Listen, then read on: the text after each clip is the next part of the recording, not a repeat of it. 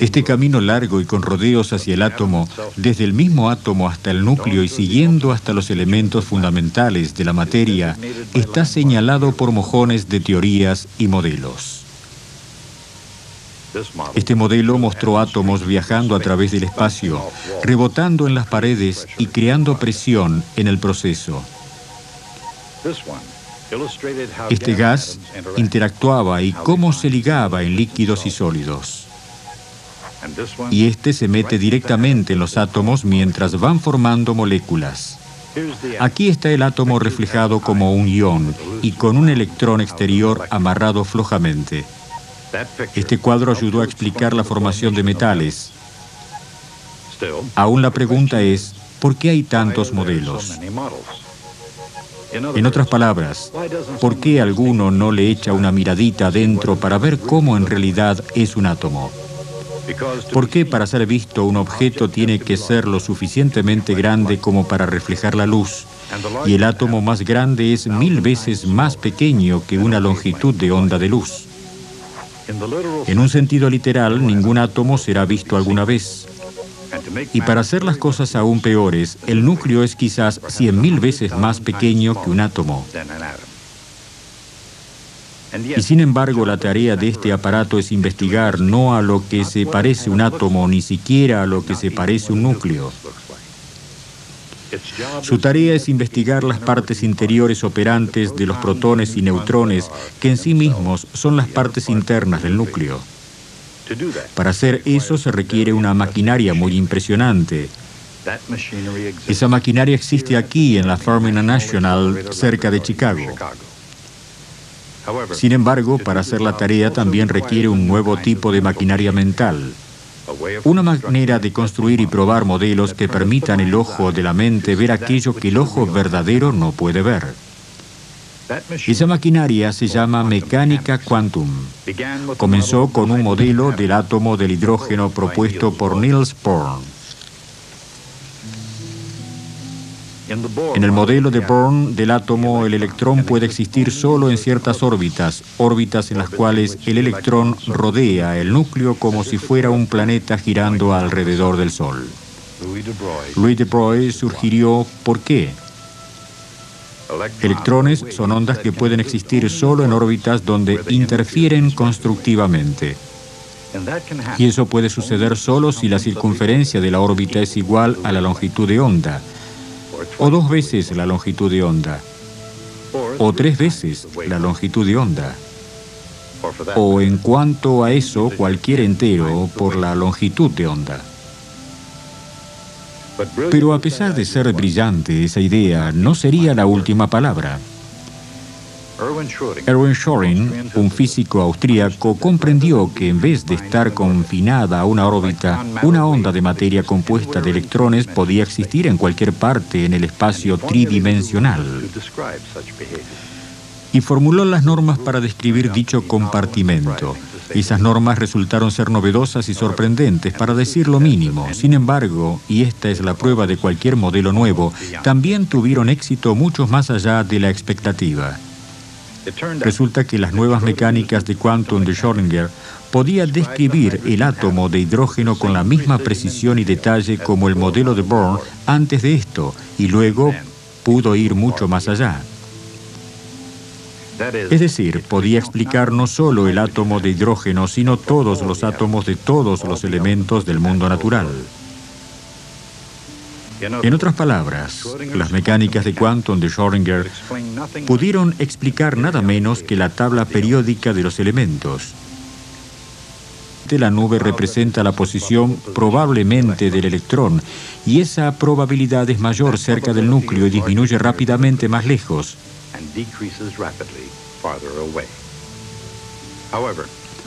Sin embargo, la probabilidad de encontrar el electrón a una distancia dada desde el núcleo aumenta al principio simplemente porque el volumen de una órbita a esa distancia aumenta. Alcanza un valor máximo mientras la órbita se expande, luego disminuye nuevamente, mientras la nube del electrón va desapareciendo casi totalmente a distancias más grandes.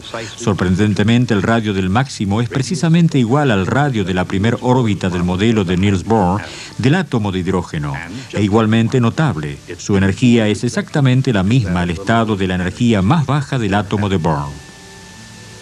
De manera que este es el cuadro en la imaginación del físico moderno del estado de energía más bajo del átomo más sencillo. El electrón ocupa una nube en vez de una órbita, pero su radio más probable y también su energía es igualmente exacta a los valores dados por el modelo de Bohr que llegó antes. Pero dondequiera que en el universo llegara a estar el átomo de hidrógeno, no siempre se lo encuentra en su estado de energía más bajo. Así como el modelo de Bohr, el átomo de quantum tiene una energía diferente por cada valor entero del número n.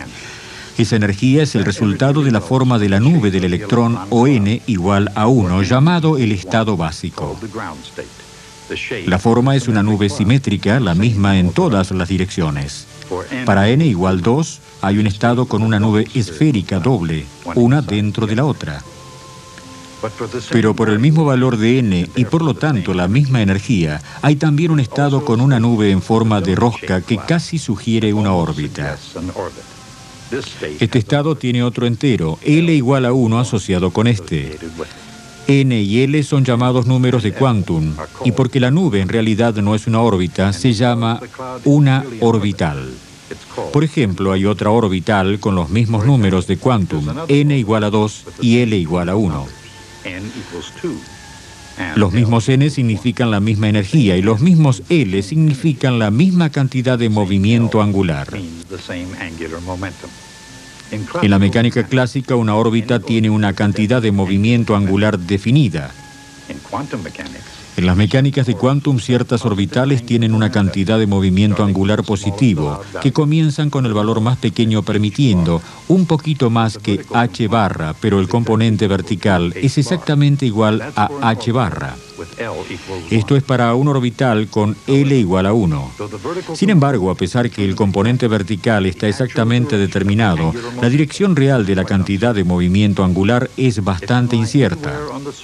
Puede estar en cualquier parte sobre la superficie de este cono, y en vez de ser una órbita, el electrón está en una orbital en forma de una rosca. De manera que para n igual a 2 y L igual a 1, el electrón orbital es una rosca alrededor de un axis vertical. La cantidad de movimiento angular está en alguna parte sobre un cono alrededor de la misma axis, y su componente a lo largo de la axis es exactamente h barra. Pero esta no es la única posibilidad. Con los mismos n y L, números de quantum, la cantidad de movimiento angular podría ser horizontal. De hecho, podría señalar a cualquier parte en el plano horizontal.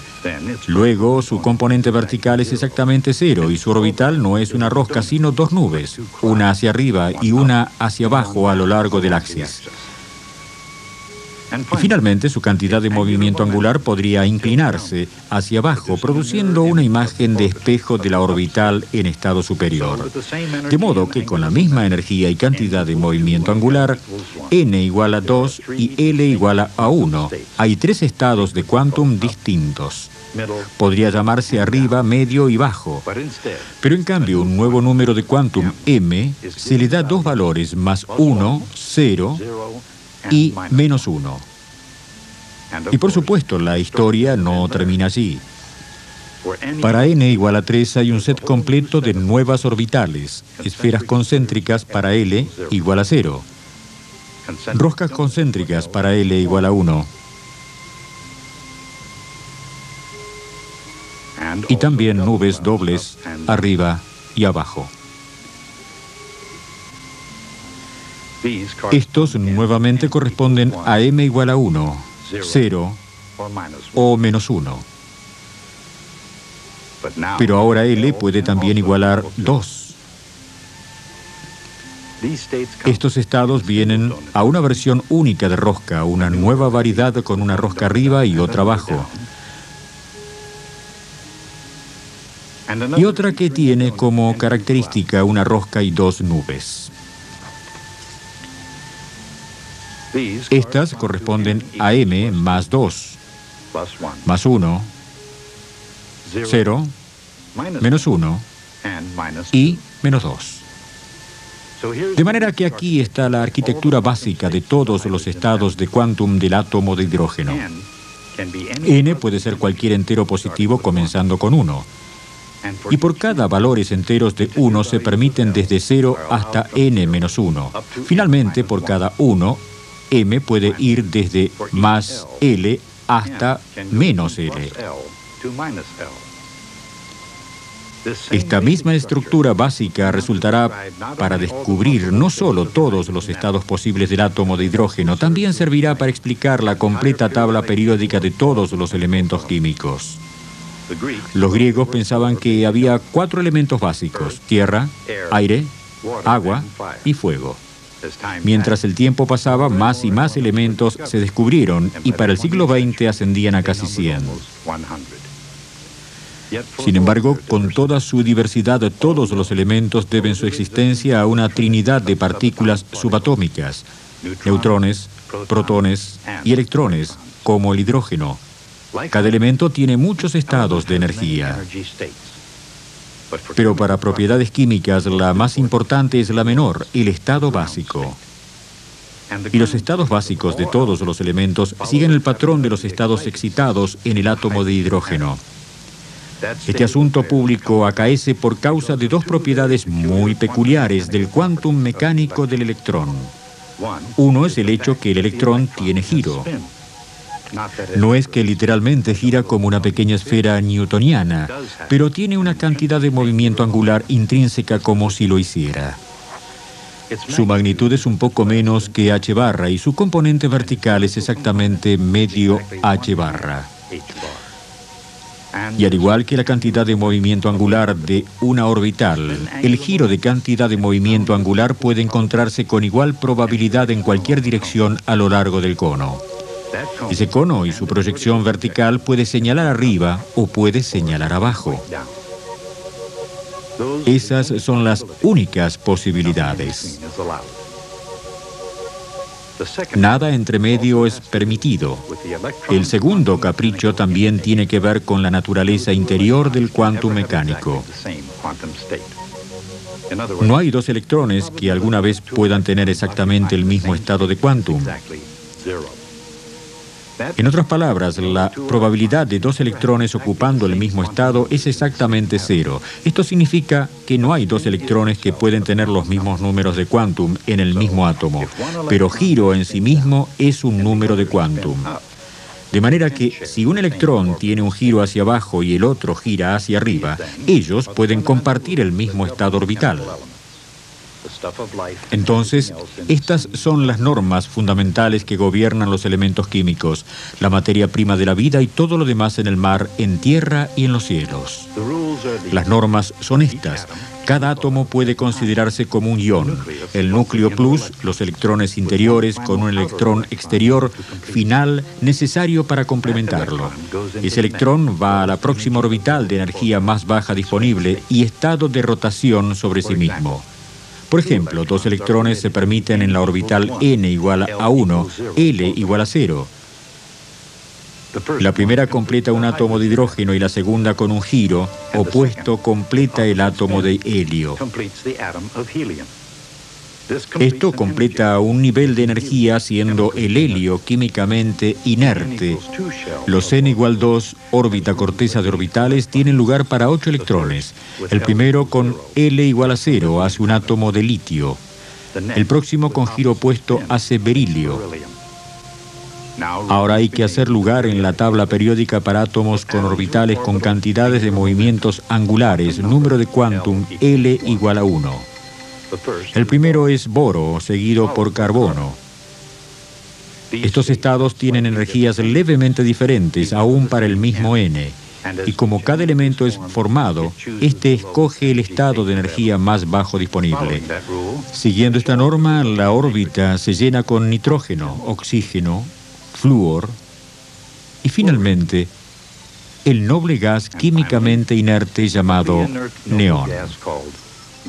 No importa cuán complejo parece el hecho alarmante, es que todas las complejidades del mundo químico natural han sido reducidas a estos tres bloques de edificios fundamentales: los protones y los neutrones del núcleo atómico y los electrones ligados al núcleo por la fuerza eléctrica y las normas de juego de la mecánica del quantum.